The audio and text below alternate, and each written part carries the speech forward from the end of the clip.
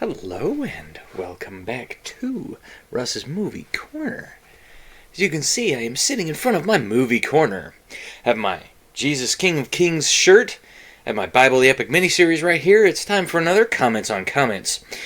Now this one is a little bit unusual because, this guy posted a whole bunch of stuff to my page. And each post that he got was like longer and longer and longer. And I realized that it was just going to be like, by the time I went through and answered every single point to, the satisfaction that needed to be done, it was just not going to work. So I decided that I would put together a little script like I did on the last one, and I would just kind of go through that and do the comments on comments like I usually do. So again, this is weird. I'm not sure how all of this ended up happening. It's weird. So basically, my video of the rebuttal of SciManDan and his take on Kent Hovind, okay? The first video on that, the comment section, not sure why, but the comment section has been a hotbed of activity. I don't know how these people keep finding this. I'm not sure if I actually did put this in the comment section of SciManDan's video. I don't know that I did that, but I don't know if people are just searching like SciManDan and like my video is popping up somehow. I have no idea. But the people are not watching the entire video series. What they're doing is they're watching one part, and then they're saying, "Oh, you don't really understand anything. You are a science denier. You have no idea what you're talking about." And so I end up going into the comments section and just owning the hell out of these guys. And so, it's absolutely idiotic. And so basically, what I'm going to do today is I'm going to go through this, and I've got a little pad here that I can write on. So I'm going to need to write some things down because I have some things that are, quite frankly, there's a lot of equations in this one. This one's going to be very technically oriented because we are talking about the second law of thermodynamics, aka entropy. And so this guy, he posted up a couple different things. He posted up, the first one that he posted up on my comment was like, he goes, "Well, you just don't understand physics. You don't understand the first and second laws of thermodynamics. You know nothing." And so then he posted up something called the zeroth law. And I'll write this down because it's absolutely stupid. So it's called the zeroth law. Okay? It's actually not a true law of thermodynamics. What it is it's basically something that when you're in physics and you start to learn about thermodynamics, they teach you about equilibrium. Okay? And they basically say that you have, in a closed system, okay, you have equilibrium between all systems, okay? And basically what this means is that you have system A, you have system B, you have system C, okay? System B, system C. And System A up here can't be in equilibrium with B and not be in equilibrium with C in a closed system. But in an open system, this doesn't actually work. Okay? And I explained that to him. I'm like, the Earth is an open system. Our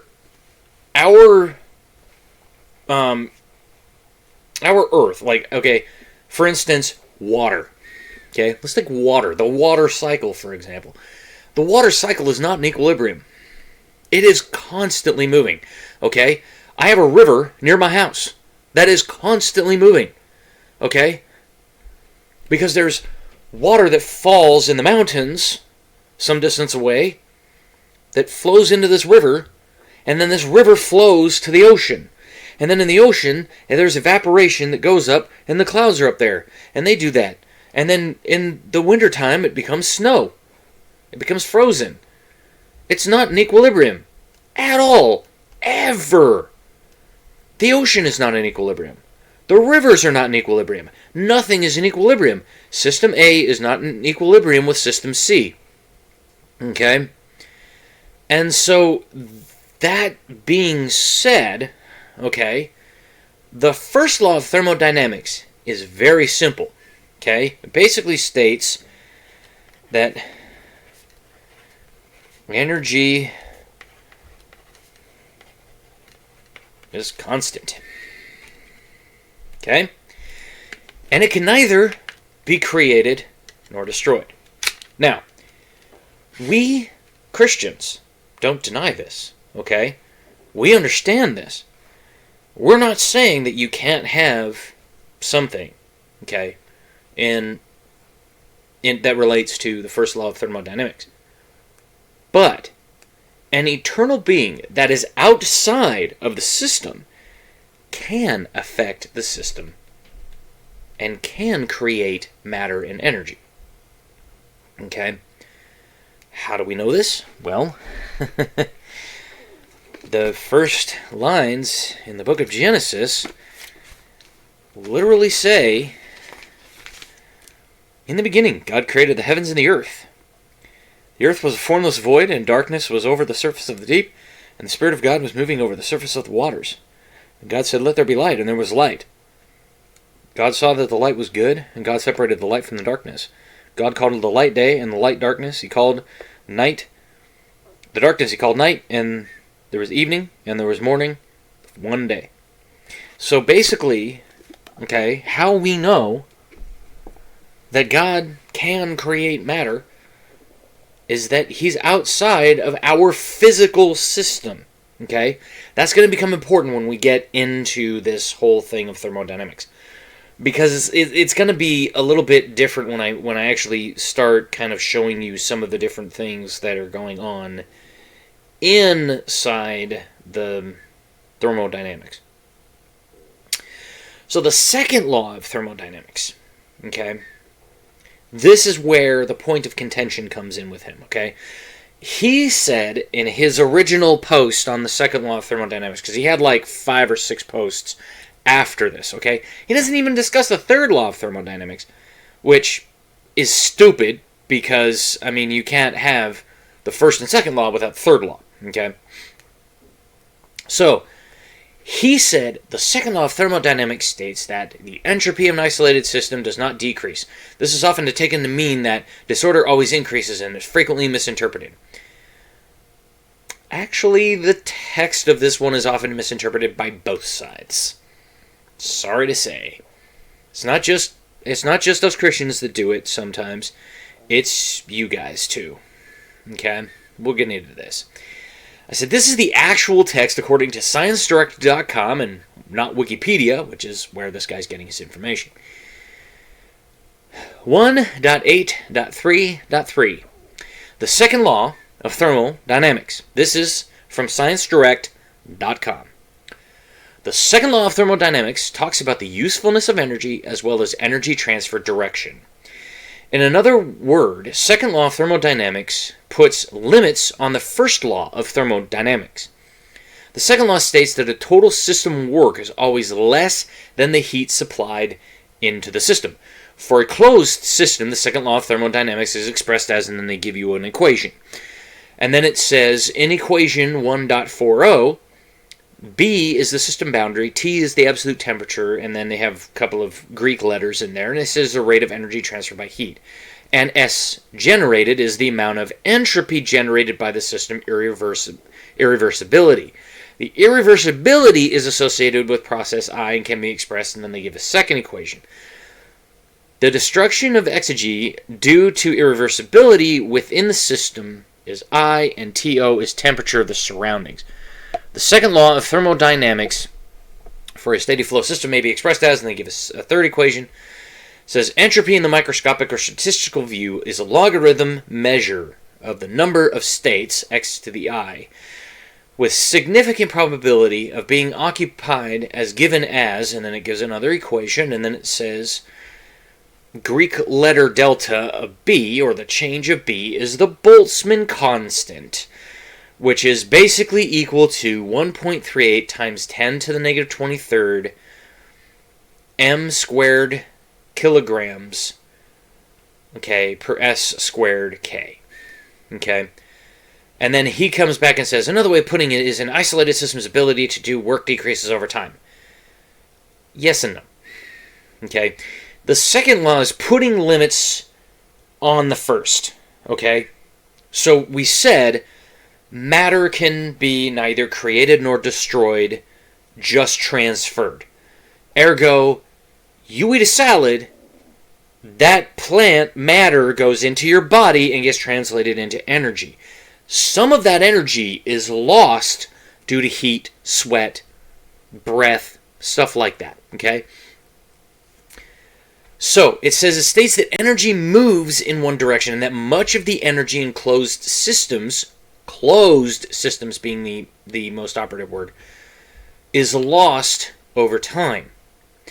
Ergo, why we say things break and tend toward disorder is because of this, not because of the, quote, ability to do work decreases over time.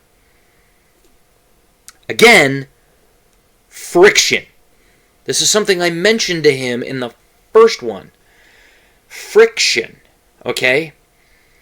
Friction is when you take your hands, okay, you put them together, and you rub them really fast, you start to build up heat, right? Okay? This is how we do this. This is why we do this in the middle of the wintertime. You're like, ooh, man, it's so cold. We're doing that to warm our hands, right? Because that's what friction does. That heat is waste heat. And it disappears very, very quickly. Okay? This guy fails to understand friction. Okay? So friction is how things break down.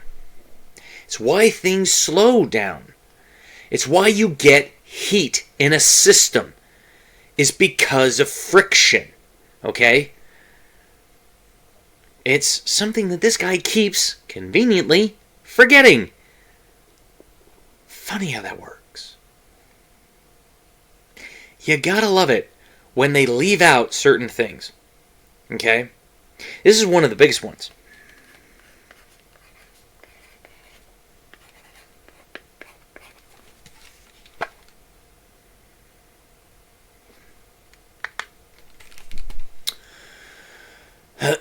So, what I'm going to do is, really fast, let me come over here and let me pull up my rebuttal stuff.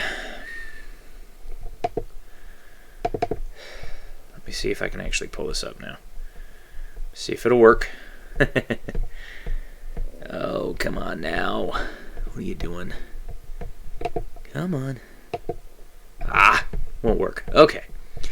And I don't even know if I can bring up the actual web page itself. I don't think I can.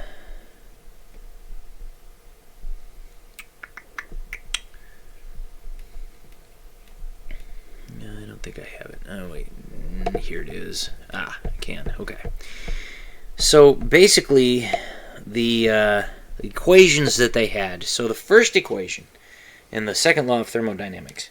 Let me turn this sideways.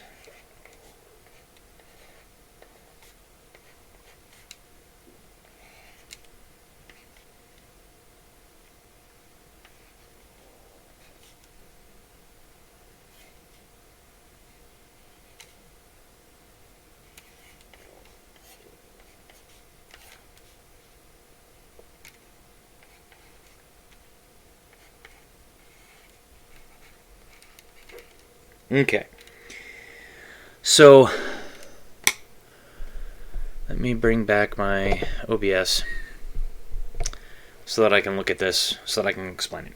So basically, how this works is, so you have S1 minus S2, and S is the loss of heat due to entropy. Okay, and then this is the limit of 1 approaching 2. Okay, that's a calculus equation. This is delta Q over T to B. Okay, I think that's the part of the system, and then plus the heat generated, the amount of entropy generated. Okay. So what this equation does, this is an equation of a closed system. Okay. Let me explain what this does. Okay, because I'll explain each part of it as we go. Okay. So basically, in this equation, B is the system boundary. So in the closed system, that's where the boundary is. So the B here is where the boundary of that equation or of that system is. Okay. T is the absolute temperature. Q is the rate of energy transfer by heat. And this little letter in front of it is a Greek letter called delta. Okay? And the S gen here is that entropy generated by system irreversibility. Okay? By combining certain equations, okay, then we get this. Okay?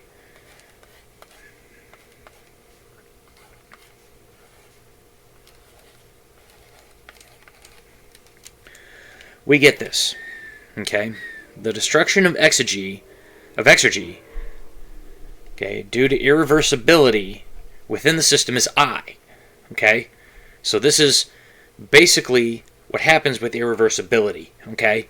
So basically, as energy is destroyed in the system, okay, as energy is lost due to waste heat because of irreversibility, that's I. And TO is the temperature of the surroundings, and then S generated is the amount of entropy generated by that. Okay? Then, this next one is a big one. Okay?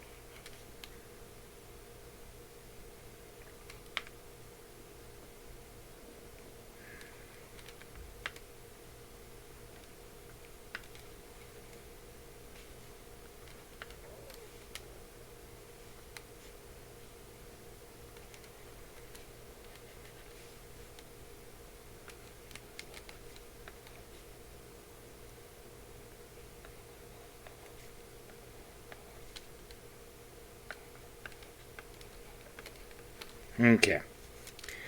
So let me explain this one. So, the second law of thermodynamics for a steady flow system. Okay?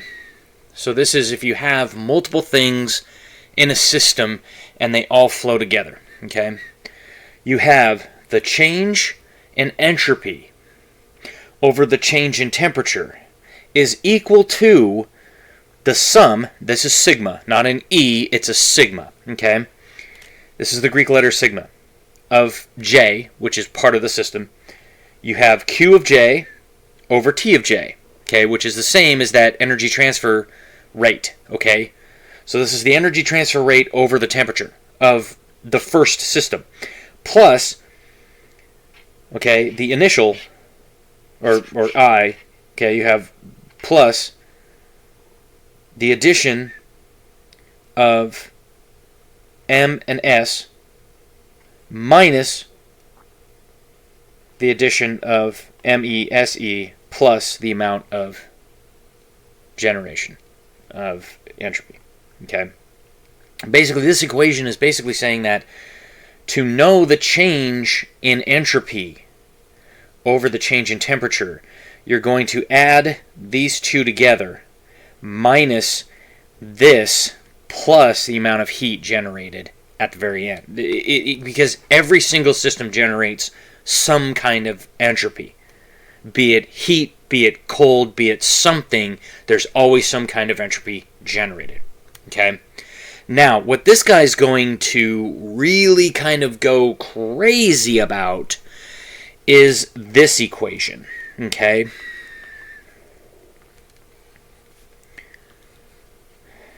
Wait a minute, hold on.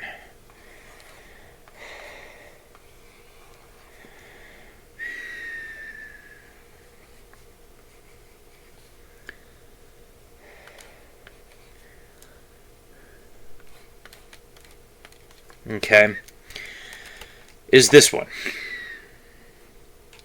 Basically, what this one says, okay, is that the amount of entropy in a system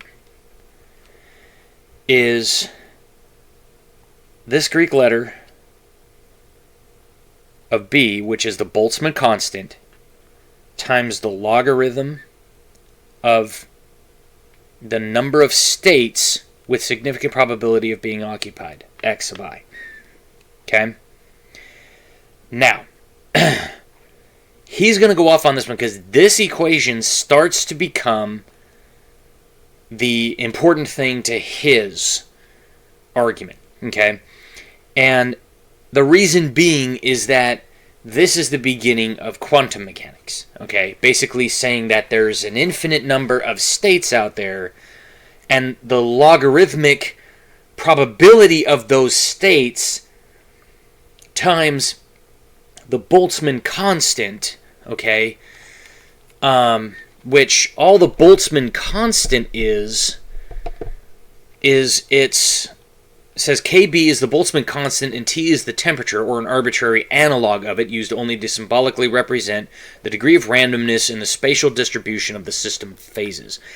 And in entropy, it is related by the number. Let me just write this out.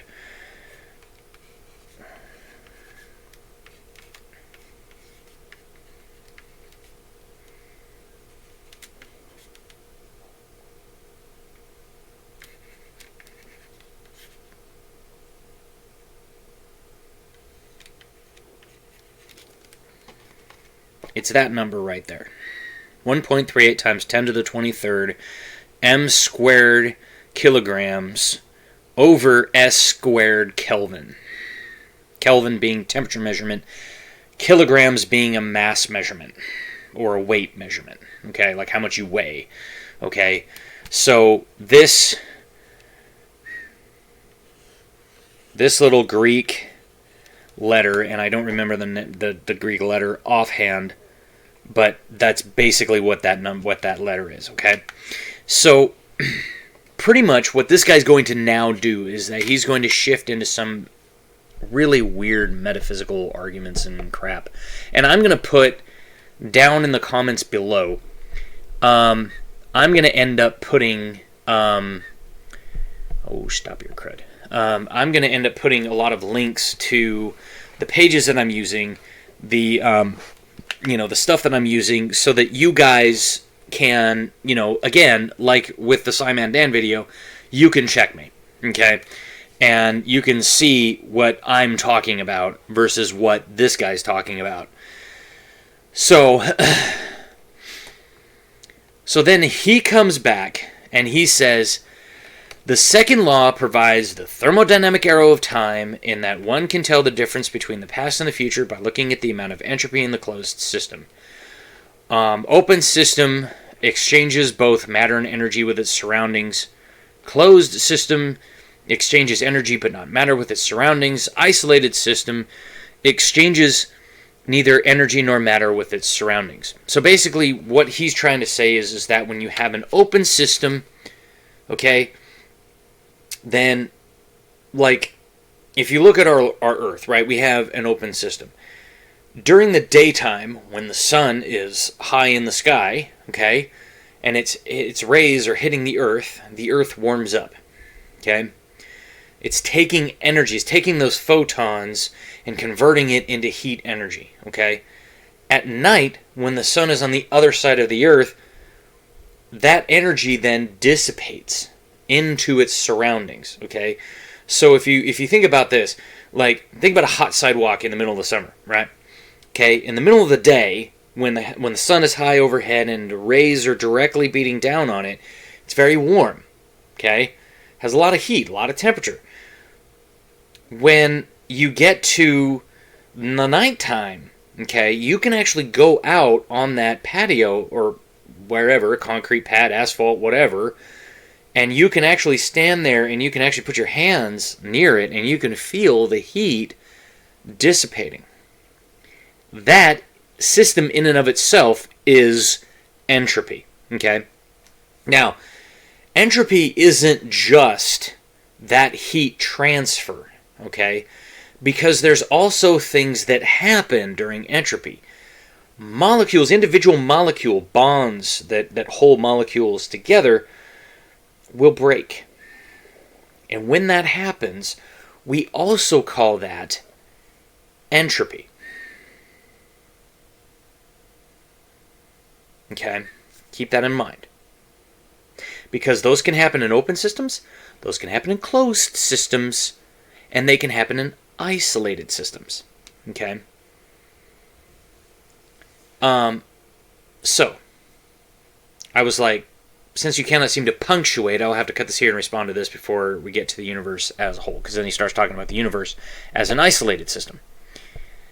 Said, first off, you seem to fail to understand that when you have an open system, as the Earth is, because heat and energy is exchanged with the sun, and the space surrounding the globe, etc., you cannot compare that to a closed system. You just can't. Okay? Open systems are inherently more chaotic and more dissonant than closed systems. It's just the way it works. So this is a false equivalency fallacy. Okay? You literally said that, it's like, oh, this over here, this is inherent. This type of entropy is inherent to a closed system. The Earth isn't a closed system. Okay? So saying that, oh, we know that this is how entropy works in a closed system and it doesn't work for an open system means that that version of entropy is not the version that we're looking at. Okay? Got it yet? That's a false equivalency fallacy. Okay? And it's something all those atheists and evolutionists love to do. They love their false equivalency fallacies. And as such, closed systems rarely stay closed in an entropic universe. Without preventative maintenance, because things break down. I used to work at a paper mill. Trust me, I have seen closed systems become open very quickly. Okay? In fact, I stood in one for like 2 hours one day trying to repair a valve or trying to repair a transmitter, okay? Because it was literally being rained on by water from a closed system. The tank broke. Due to entropy. Which is why we studied physics at trade school, where I learned my instrumentation trade. Because we needed to know the reasons behind the maintenance procedures we would be performing. We needed to know that entropy was a real thing. We needed to know these laws of thermodynamics. Because otherwise, why are we doing this maintenance procedure? Well, we're doing this maintenance procedure so that we don't have that. Okay? And sometimes, yeah, things happen. And we couldn't do anything about the tank because it was part of what was known as the M&D digester. And the M&D digester is basically this gigantic loop, okay, where you pour in pulp at the top, okay?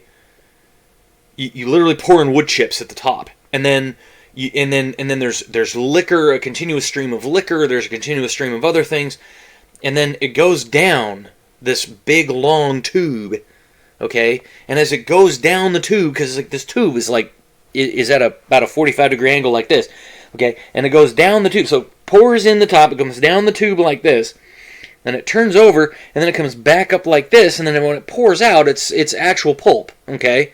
And then it goes to the evaps, and it goes to the cleaners, okay?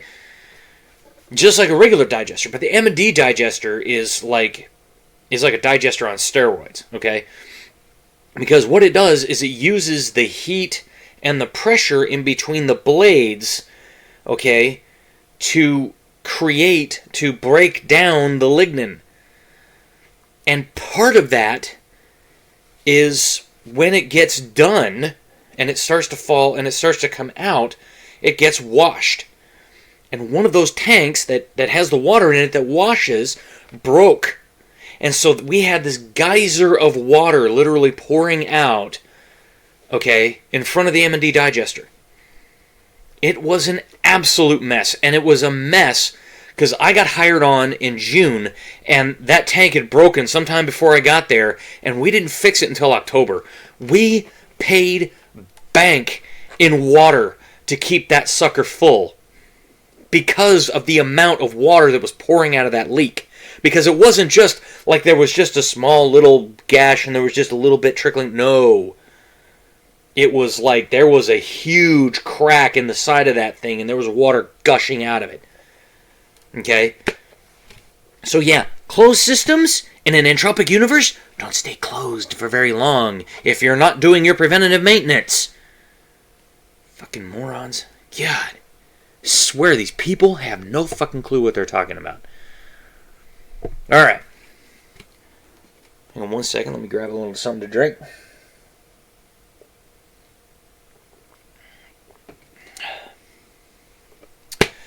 Okay. He goes on to say, the universe is an isolated system since it is a term to describe the entire space-time continuum, including all of the energy stored in it. In reality, the universe is regarded as the only true isolated system, as perfect isolation on a smaller scale is impossible. Said, you're making the case for me, dude! That's wonderful! Yes! The universe has to be an isolated system in 4 dimensions. 3 dimensions. 4th. Okay? 3 dimensions plus time, also known as space-time. Which is why your Big Bang Theory has a lot of holes in it.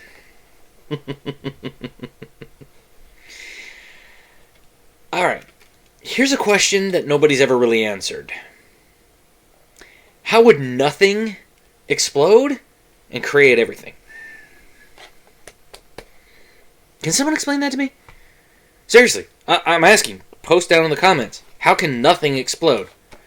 Because, see, I have a God who can create the isolated system of the universe. Okay? And yet, you have physicists, literal physicists, saying that nothing exploded and created everything in the Big Bang, in the form of the Big Bang. And you all parrot it as gospel. Okay? And you scoff at Christians for thinking that God, who is by definition outside of the universe he created, he's outside of this isolated system. Okay?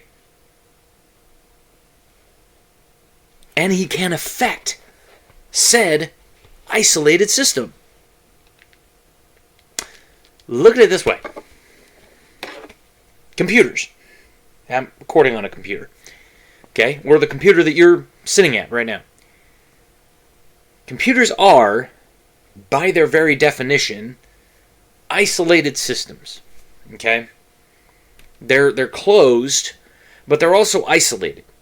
Because once they're built, okay, you can't affect how they operate unless you use very specific input systems. A mouse, a keyboard, sometimes a touch screen. Yet, the computer programmer, here's the question, is a computer programmer physically running around inside the computer changing all of the ones and zeros, all the little bits inside? No. He's not. He can make a program. He's outside of the system, changing things from inside the system with programs. That's how you change the ones and zeros to make the outputs through mathematical equations. It's the same with God. He's literally outside the system, and he's affecting it the same way. You atheists and evolutionists can't, you seem incapable of thinking about this. You're like, oh, some magic space wizard, this is what they all say. You magic space wizard, kind of created just went, hey, bam, world, yay! No, that's not how he did it. He literally spoke it into existence. That's what the word universe means. It's Latin for single spoken sentence. Uni meaning one, and verse meaning spoken sentence. In the beginning, God created the heavens and the earth. Wow! A single spoken sentence. God spoke it and it came into being. Okay? Because that's how it works. It's the same with your computer. It's the same with a car. It's the same with an airplane. It's the same with this DVD right here. People just don't seem to get this. You can look at something like a car or a house and you can say, oh, those are beautifully designed. But you look at yourself and you go, oh man, that's just a bunch of random chance. A bunch of bullshit. Alright. Then this guy goes, this is about just... The Earth can be viewed as an approximately closed system, although it is open in reality. Wait, what? That statement in and of itself is contradictory, dude. And therefore patently untrue. No physicist worth their salt has ever said this. And no one ever has. You can't say it's an approximately closed system, although it is open in reality. That's contradictory. You can't have that. That'd be like saying that closed box over there is open. Well, is it closed or is it open? It can't be both. It has to be one or the other. It's either open or it's closed. If it's open, then it's an open box. If it's closed, then it's a closed box. You can't have both. Jeez. Yay. The mental gymnastics. Dude, seriously. This is insane. It says, while it may be possible that the universe isn't truly an isolated system, as in some forms of multiverse speculation or M-theory, there is no known way to test this, and so it can be considered an isolated system for all intents and purposes. Should that not be the case, however, it would undoubtedly have a significant effect on the ultimate fate of the universe. Which would mean what exactly? That we found out there are realms beyond our understanding? Like, say, I don't know, heaven and hell? I mean, this has been confirmed, by the way. That there is energy that we cannot see that is there. It's not radio waves, it's not computer or Wi-Fi signals or telephone signals. We know this. We know that there's energy out there. We know that it can affect us. Okay, in the form of spiritual energy. Which you should be embracing because it has been scientifically been proven by both secular scientists and Christians alike. Dude, I've been saying it for years. Ghost adventures. Hell, I have my own ghost adventure to prove it. Okay? I fucking had something touch my arm. I had a full-on conversation with a ghost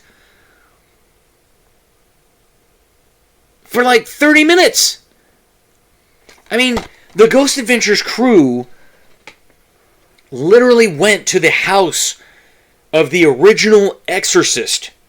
Okay? The movie The Exorcist was based on a book that was written by the same guy, William Peter Blatty, okay, who got it from a Catholic priest who performed an exorcism over 3 days. Okay? And he documented it in a book, and then they took that book and they turned it into a movie. And they changed the protagonist to a female because they thought that the audience would, like, you know, kind of like latch on to the female protagonist more than they would a male protagonist, because the original kid was a male. They went there. Okay, Ghost Adventures went to the actual house. That house is still demonically active today. It is insane. Okay, and they have been to some really fucked up places on this earth that are absolutely rife with demonic activity and paranormal activity. Okay? Any reputable ghost hunting show on the Travel Channel will show this. They have shown that demons, ghosts, and spiritual energy does exist. Which means that there is something beyond our physical, visible universe.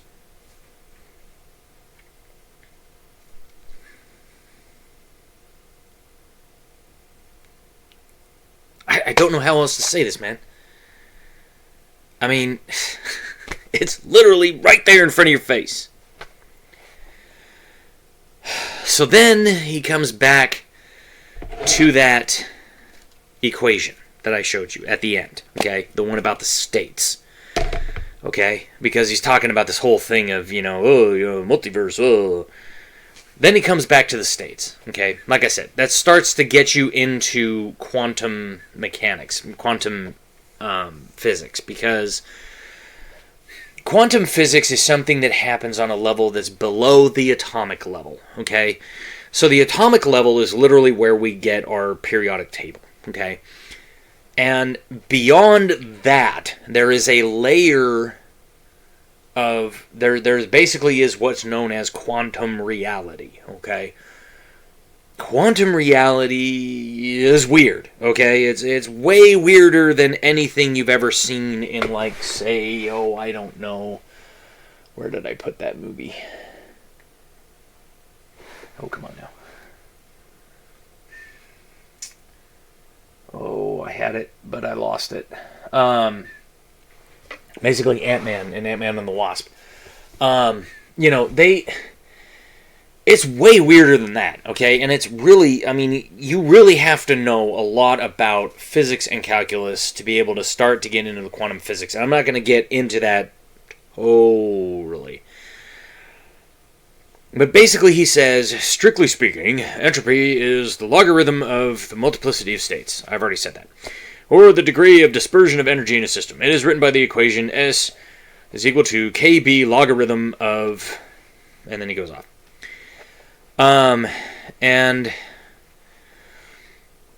it's... The equation that he has the Greek letter omega in it. It's not.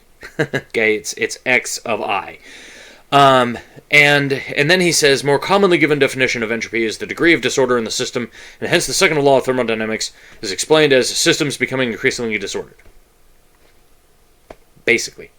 Okay?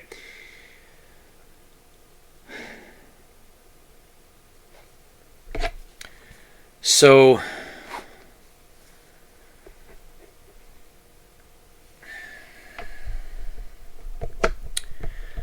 basically, this one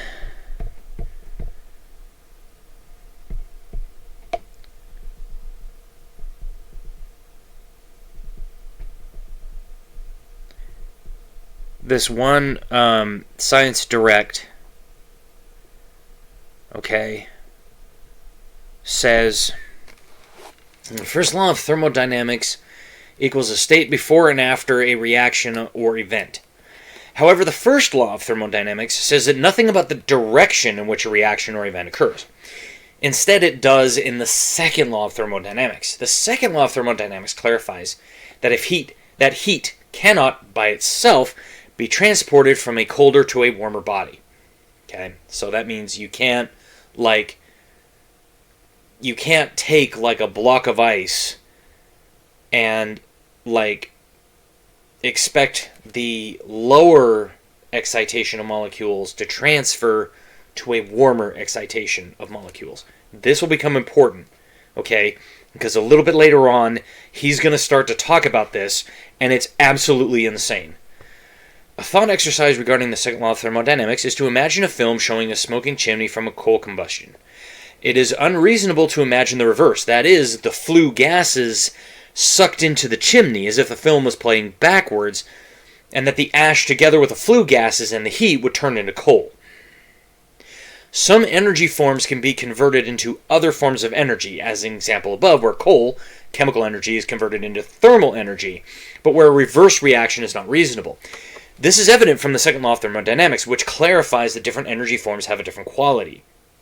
The importance of the second law of thermodynamics is great, and it has certain consequences, such that differences in temperature always level out. For example, a house which is externally cooled or heated adopt the ambient temperature after a period of time when external or cooling or heating ends. Another consequence is that all energy supplied will eventually turn into heat, that is, approaching the ambient temperature, for example, the electricity supplied to a refrigerator that is converted into heat. Mainly because basically how that works is what they're talking about there is all energy is thermal energy. Not all energy, not all thermal energy is the same. Some it goes like crazy. Others it's very, very low.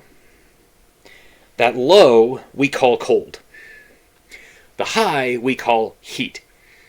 Okay, because the excitation of molecules, when it heats up because of friction, that heat gets translated to us. Okay, and so that's why they're saying you can't have it backwards. Okay, and that's why we say things tend toward disorder. Okay, if I blow something up, that reaction radically changes states of various molecules around it into disorder. It's just the way it is.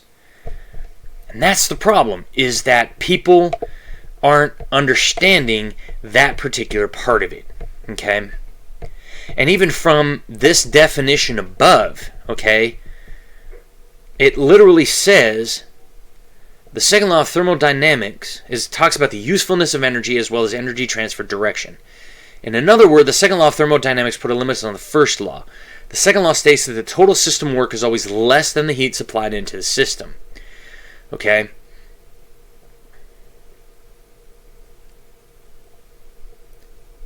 And so it's I mean, you know, from that definition, it's the equivalent of saying that the system will tend to transition from less probable to more probable sets of states, which it doesn't say at all. Okay?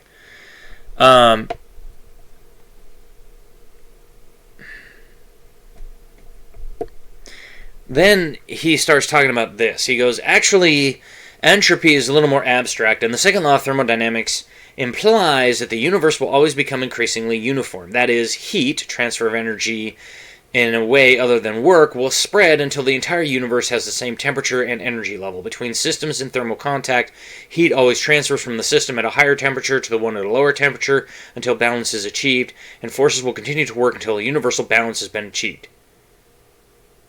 That's not how thermodynamics works, dude. I can tell you right now that our sun is expending thousands of molecules of energy per minute.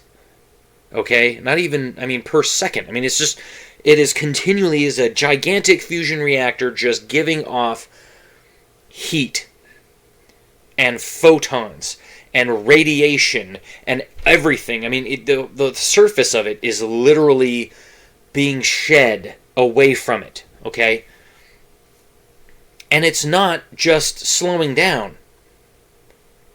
If anything, it stays constant throughout the entire universe, okay?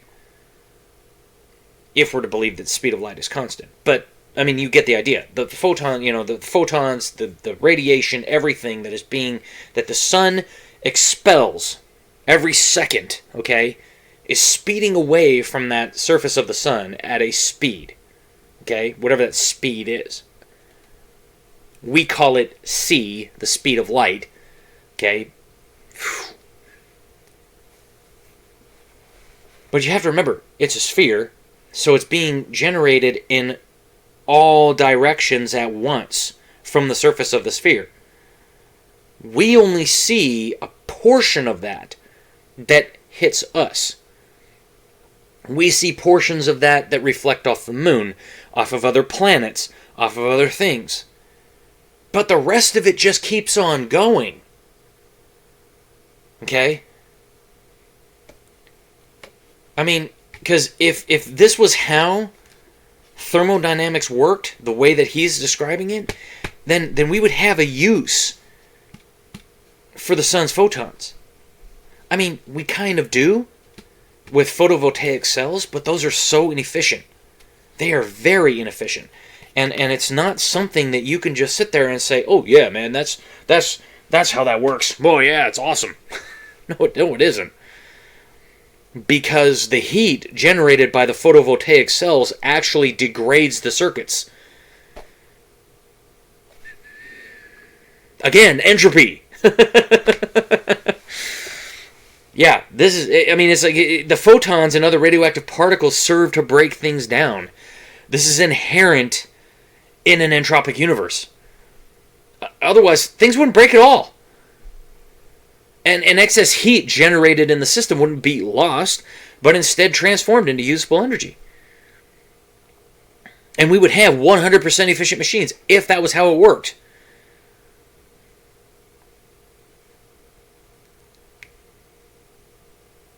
There's never going to be a universal balance. There never will be. And this guy's going to try to argue for it. Okay? But there never will be.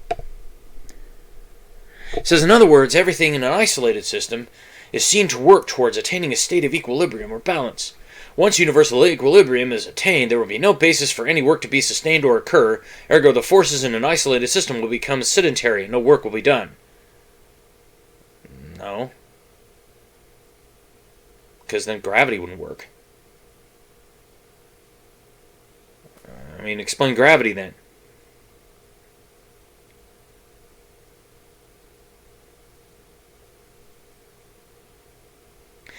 The molecules here around our ball would want to escape and go fill the vacuum of space because nature abhors a vacuum, instead of sticking to our ball here. Which means you're trying to call gravity null by this comment, dude. Good job. Sir Isaac Newton's turning in his grave.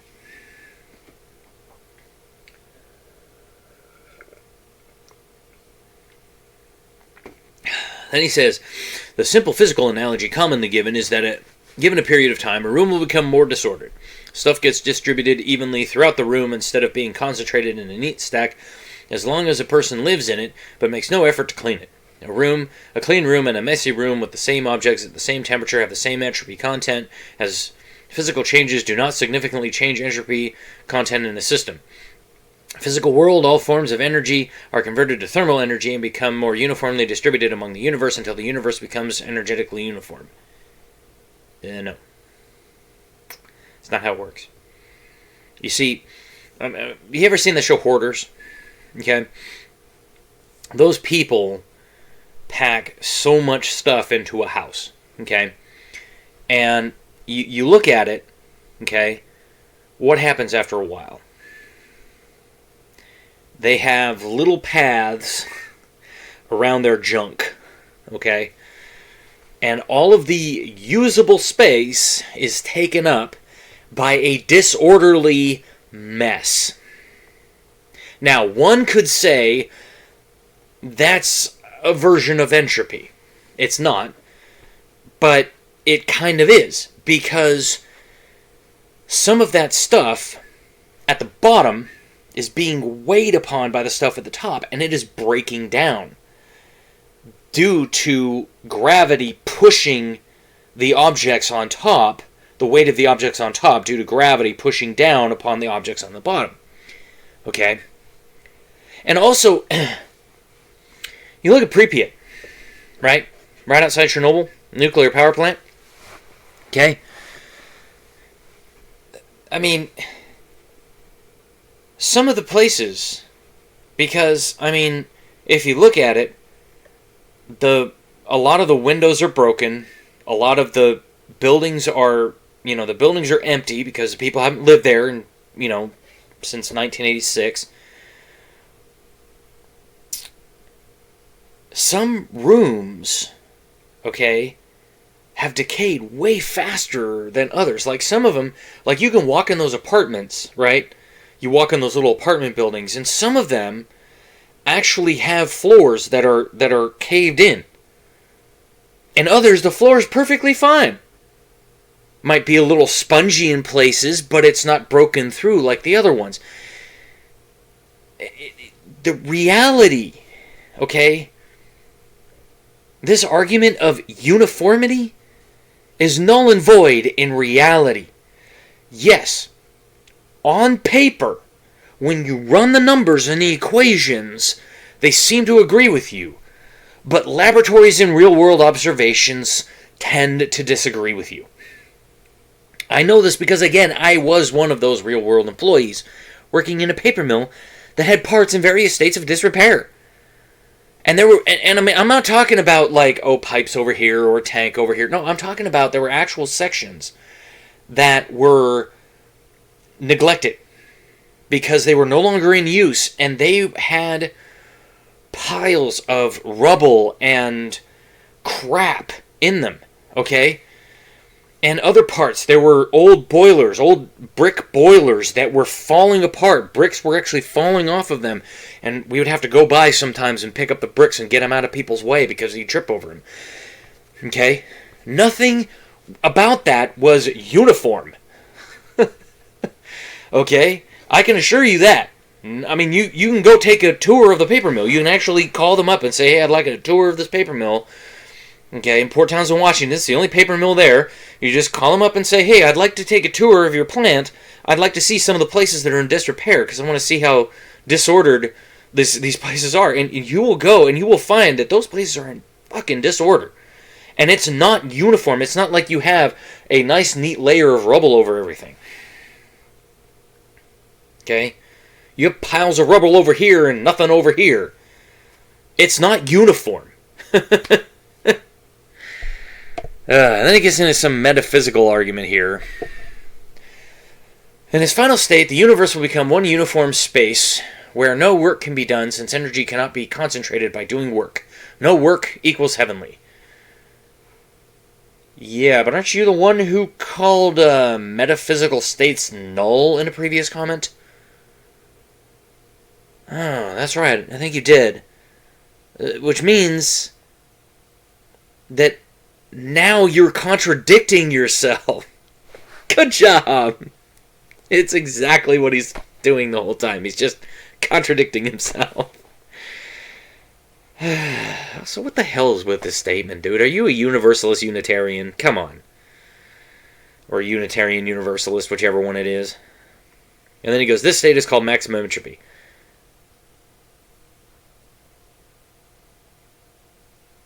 Which, of course, according to your model, is also called reversal states.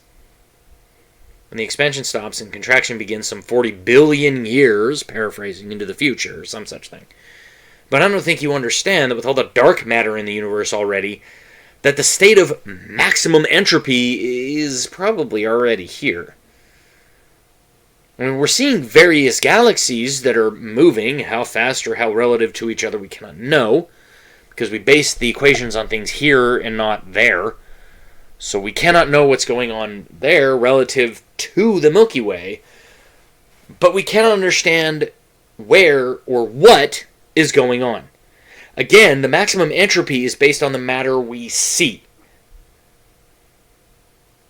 And we know there is matter that we cannot see, dark matter, that is more plentiful than the matter that we can see.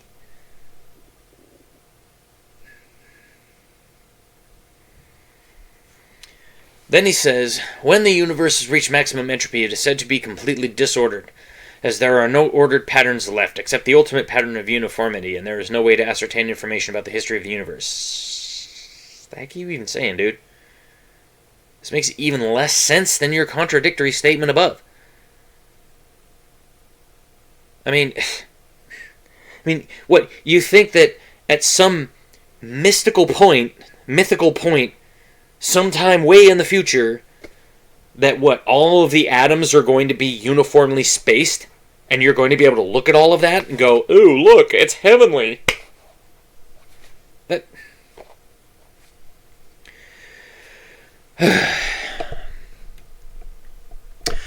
Then he says, in actuality, as opposed to being in a state of complete disorder upon achieving maximum entropy, the universe is instead homogenized to become more uniform. In very simple terms, maximum entropy does not equal disorder. Get it? No. Because in reality, we see that entropy does tend towards disorder, not uniformity.